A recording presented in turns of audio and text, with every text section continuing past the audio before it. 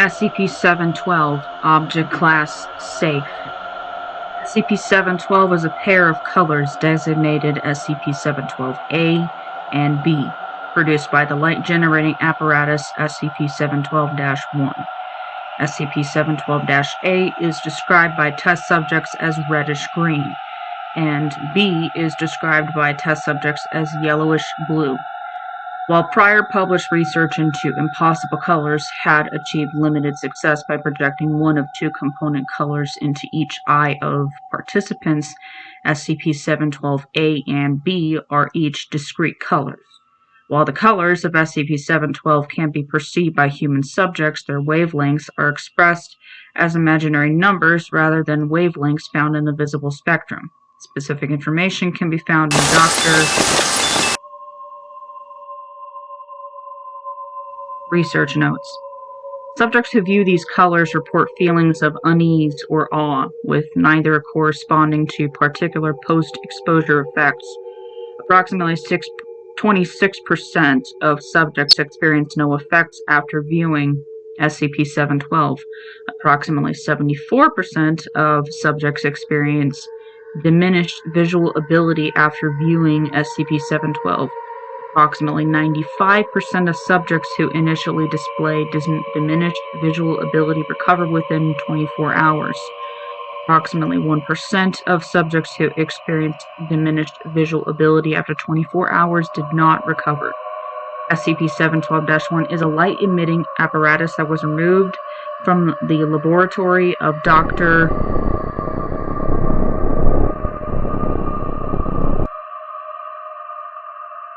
at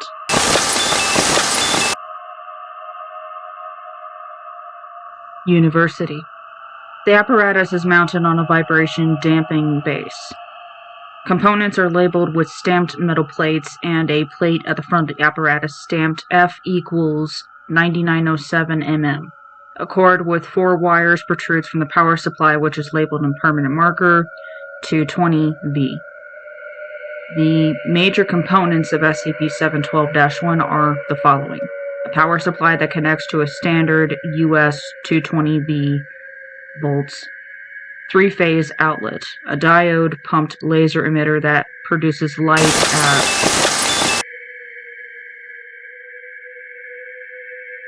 NM, an oscillator-controlled ring electromagnetic that surrounds the laser module, connected to a power by a 2-position switch with positions labeled A and B, a series of beam splitters that divide the beam into 8 optical fibers of varying lengths and arranged in various geometric patterns, a set of 8 fluorite lenses that focus the output of the optical fibers onto the emitting lens. Each lens is mounted on a unique keyed base and fits into one of 2 slots labeled A or B. A 10-centimeter lens made from a dense material with a refractive index of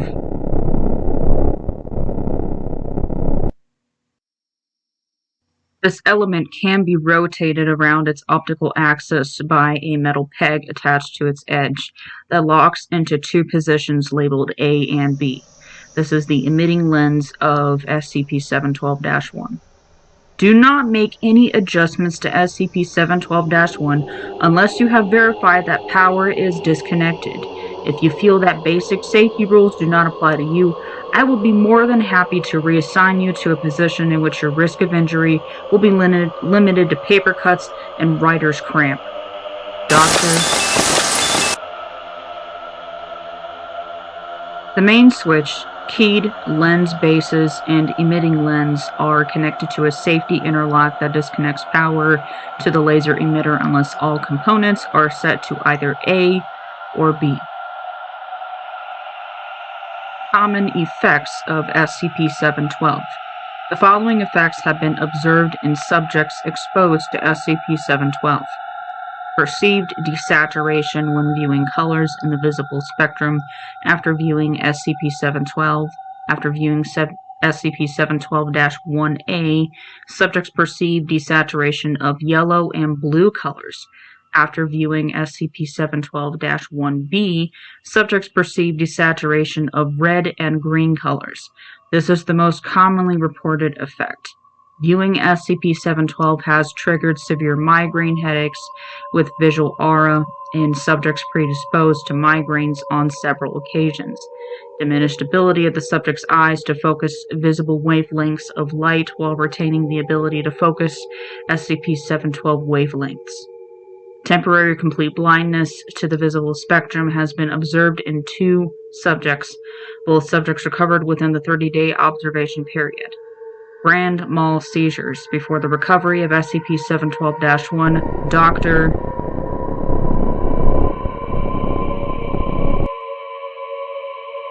appeared to have suffered a grand mal seizure. During initial experimentation, 2 subjects diagnosed with epilepsy suffered seizures. Recovery of SCP-712-1. The Foundation was alerted to a possible anomalous object when Dr.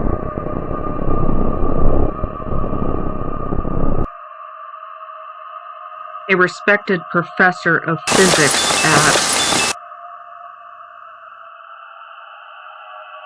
university was institutionalized following a purported nervous breakdown resulting in a fugue state lasting several days. Dr. is a highly respected expert in sensitometry and had been expanding on crane and Antanida's research into human perception of impossible colors for 3 years prior to the recovery of SCP-712-1. Research assistant studying under Dr. found him unconscious in his optics laboratory on July 2nd, 2009, after apparently having ripped the power cord of SCP-712-1 from a bench power supply during a grand mal seizure. Foundation investigators posing as doctors with the state's Department of Mental Health interviewed Dr. assistants and found that Dr. had always been obsessive about his work, often working long hours, a tendency that was also reported by former colleagues. Research assistants reported that Dr. had recently begun to exhibit signs of extreme stress, working around the clock and sleeping for short periods of time in his lab so as to devote more time to his work. Several interviewees noted that Dr. had recently begun to make remarks about doing the impossible and discovering the next level of human perception, but that he was secretive about his work and refused to allow colleagues and research staff into his laboratory beginning 3 weeks prior to his seizure and breakdown. Foundation staff searched Dr. laboratory and found SCP-712-1 mounted to a table with the emitting lens aimed at an 18% gray topical target placed 9907 millimeters from the emitting lens. On a desk behind SCP-712-1 were a single page of handwritten calculations describing the 2 output wavelengths of SCP-712 and a journal of notes. SCP-712 is referred to simply as the machine. The contents of the second page detailed observations of SCP-712-1's effects and Dr. personal notes. The content of the pages are transcribed as follows. Page 1.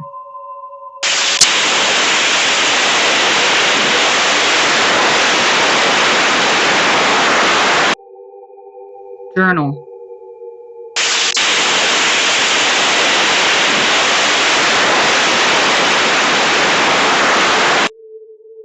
Dr.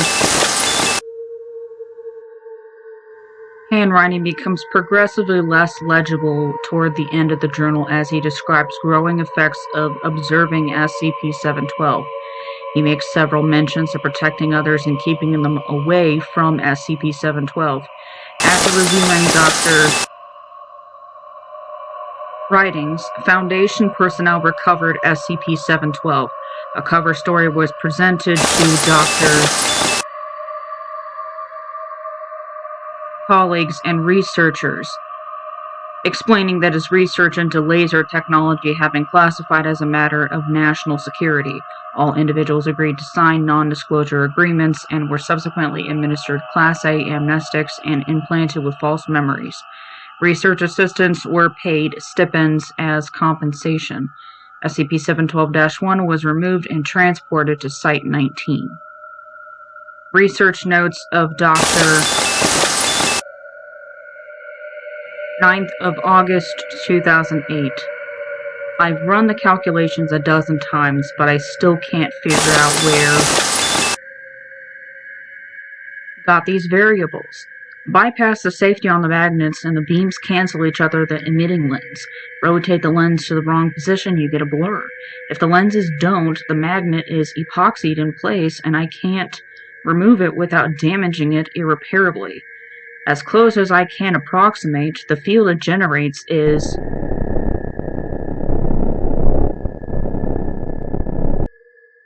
oscillating cleanly from positive to negative at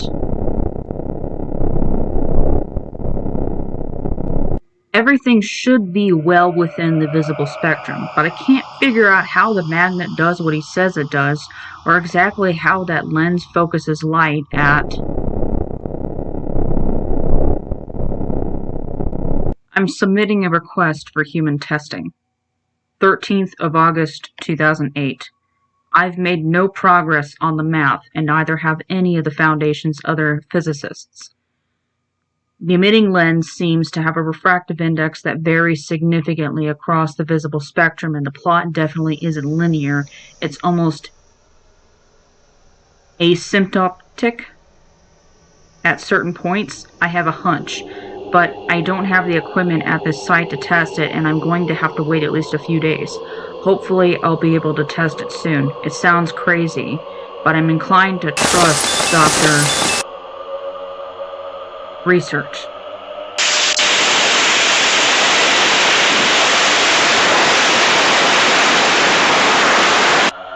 (14th of August 2008). We carried out the first test today.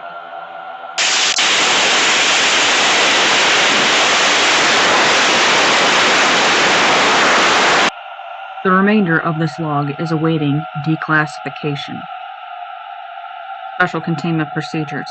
The light-generating apparatus designated SCP-712-1 is stored fully assembled in a secure storage room at Research Site 14.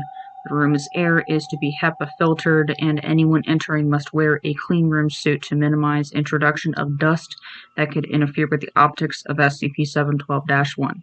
Anyone making adjustments to the components of SCP-712-1 must wear non-powdered nitrile gloves. Latex gloves are not permitted as Dr. is severely allergic. The vibration-absorbing base of SCP-712-1 is attached securely to a 1.5-meter high table that is securely bolted to the floor of the room.